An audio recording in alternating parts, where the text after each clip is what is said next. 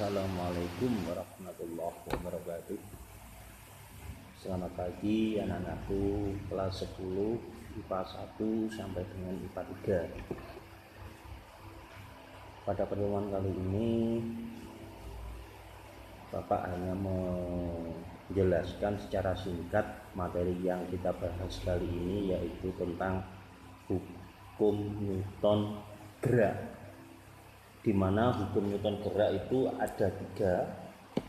Yang pertama adalah hukum Newton 1, yang kedua hukum Newton 2, yang ketiga hukum Newton 3. Yang pertama, hukum Newton 1 adalah hukum Newton yang menjelaskan tentang kondisi benda bergerak.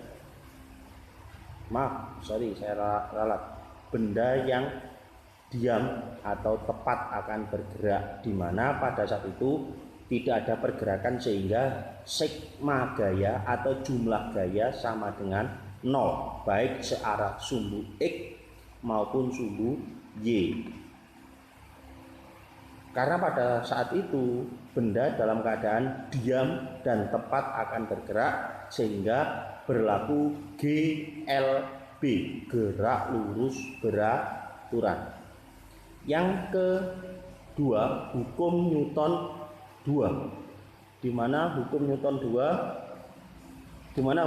2 adalah menjelaskan tentang benda bergerak. Dikatakan bergerak berarti ada perbedaan kecepatan, ada kecepatan awal dan kecepatan akhir, di mana kecepatan awal dan kecepatan akhir ada perbedaan sehingga menimbulkan namanya percepatan. Dari situ menimbulkan rumus sigma F sama dengan M kali A. Yang ketiga adalah hukum Newton 3, hukum aksi reaksi. Gaya aksi sama dengan gaya reaksi. Gaya aksi dan reaksi, di mana arah gaya aksi berlawanan dengan gaya reaksi. Jika gaya aksinya ke kanan, maka gaya reaksinya ke kiri. Berikutnya tentang penerapan hukum Newton gerak, yaitu yang pertama pada gaya gesek. Gaya gesek itu sendiri dibagi menjadi 2, gaya gesek statis dan gaya gesek kinetis. Gaya gesek statis adalah gaya gesek yang benda dalam keadaan diam, sedangkan gaya gesek kinetis adalah benda dalam keadaan bergerak. Itu tentang penerapan hukum Newton. Yang kedua penerapannya adalah pada hukum Newton 3, gaya aksi reaksi.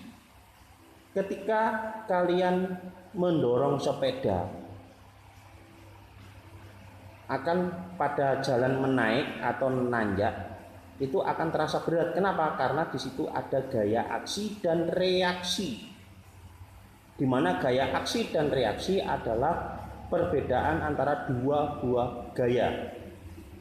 Gaya aksinya adalah kita dorong, gaya reaksinya adalah berupa gaya gesek. Terima kasih anak-anakku, tetap jaga kesehatan, tetap belajar, berdoa, tawakal sama Allah Subhanahu wa taala. Terima kasih. Wabillahi taufiq wal hidayah. Wassalamualaikum warahmatullahi wabarakatuh.